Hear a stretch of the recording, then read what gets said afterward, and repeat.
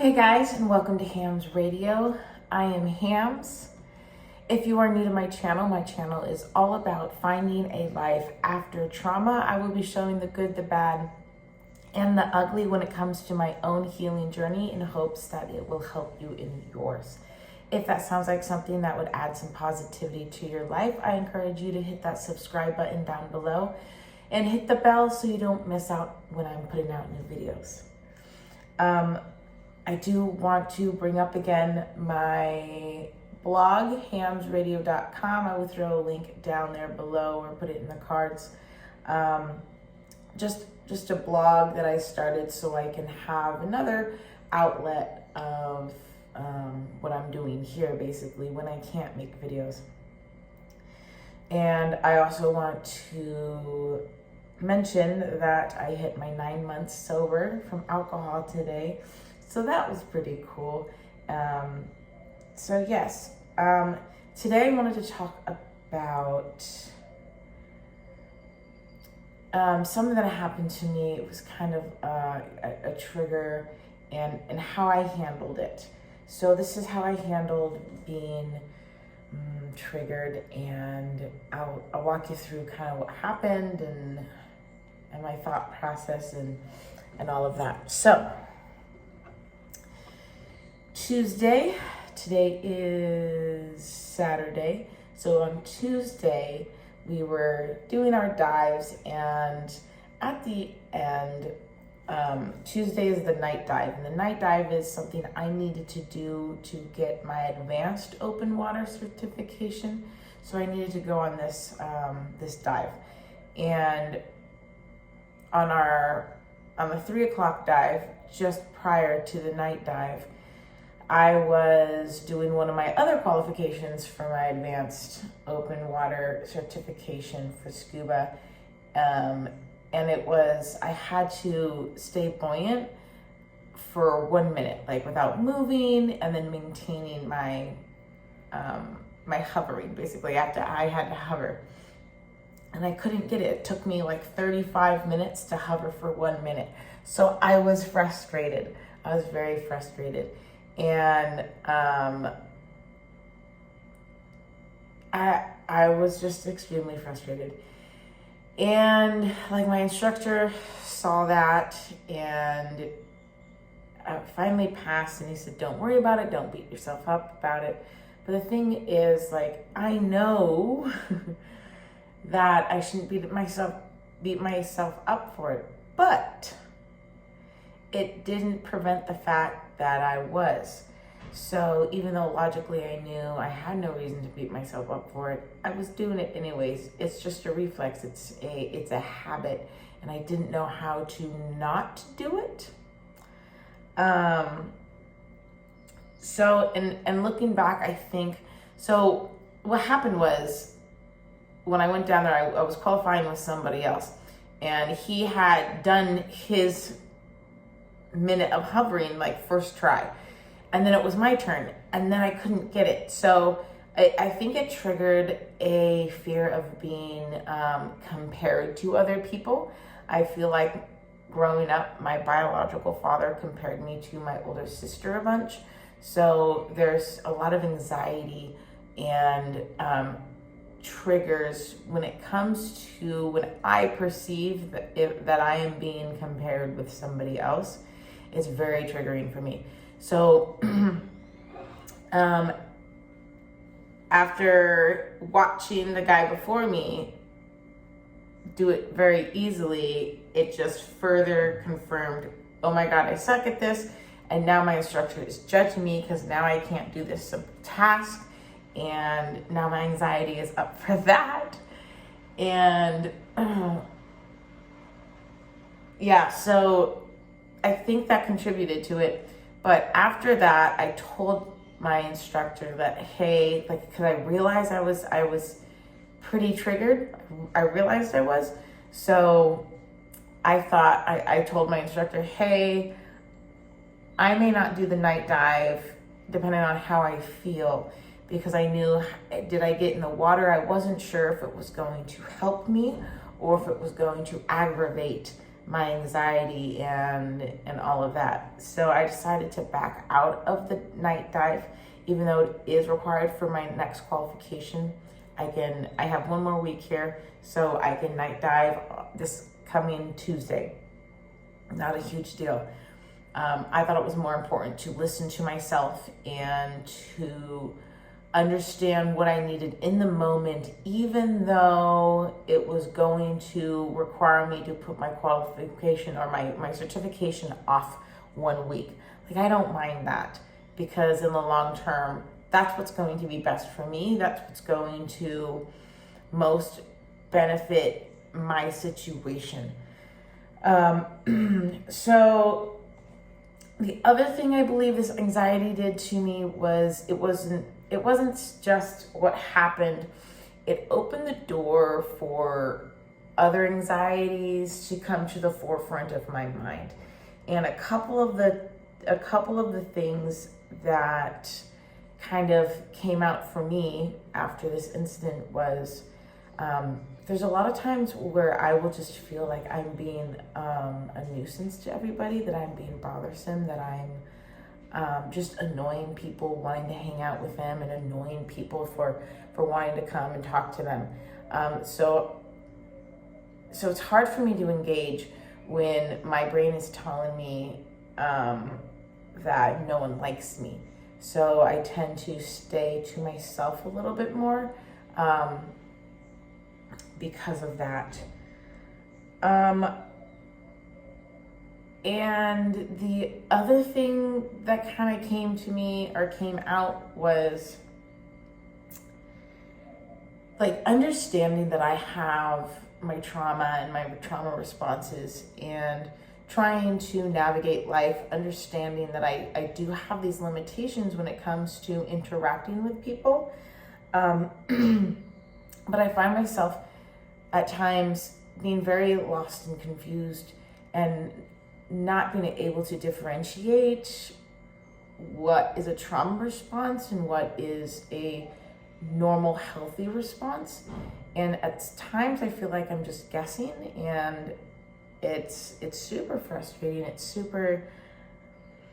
I feel like I'm going crazy because I can't tell what is reality and what is my perception of reality. And sometimes I am, it concerns me. It does scare me a little bit when I can't tell. I just can't tell between reality and my perception of reality, and it's not the best feeling in the world. So whatever happened into the water with the qualification that I was doing really opened up some things. So it wasn't necessarily about the not being able to qual, or taking so long to be able to qual. It wasn't about that. It was everything that it triggered. It was everything that it opened the door to come out, to be revealed. And so part of my fear actually was, what would others think of me? Because of my biggest, I think, downfall or foible that I have is that I need people to like me. And I don't remember where I was going with this. Anyways, so yeah, I can't tell the difference, and yeah, I don't really remember where I was going with that. But anyways,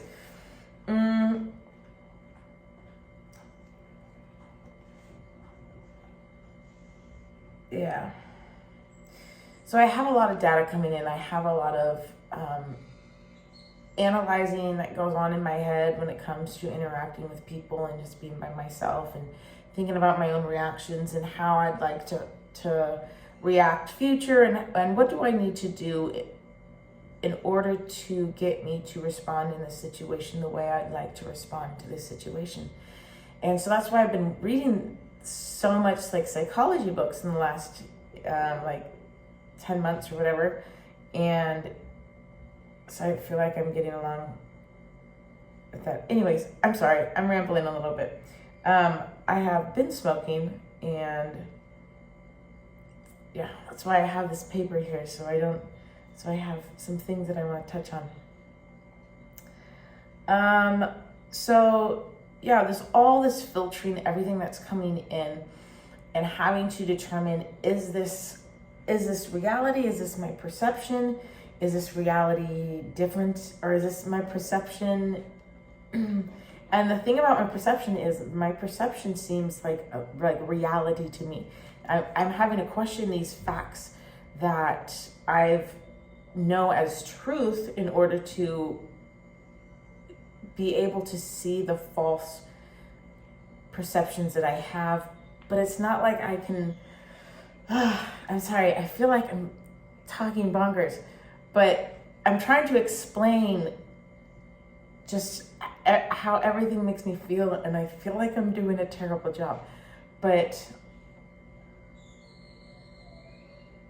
yeah, I feel crazy all the time because I don't know if what reality I'm experiencing, how much of it is so distorted that I'm not able to see the truth, even though I think I know I see the truth.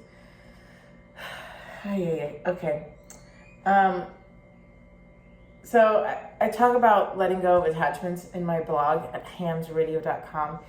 And so that was kind of a main point of this week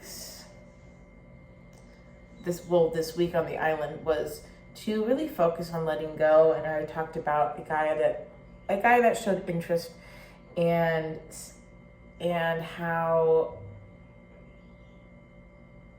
oh, maybe I didn't talk about this. Okay. So even though I told this guy, like, hey, no, like, thinking about being in a relationship at all or anything beyond friends is giving me a lot of anxiety. And so I basically ended anything before it even could start. But then, like, I saw him interacting with another girl, and I, like, got jealous, and I was like, that's interesting. So I kind of dove into that a little bit, and I think what happened was still, like, I was triggered into the I need to keep his attention and I need to keep being pleasing to him kind of state. So, and this is a response I developed in childhood, and this is how it's playing out. And it has nothing to do with anybody in the story. It has just to do with me. And that is one thing I'm learning. Like, regardless of what other people are doing, I am responsible for me. So,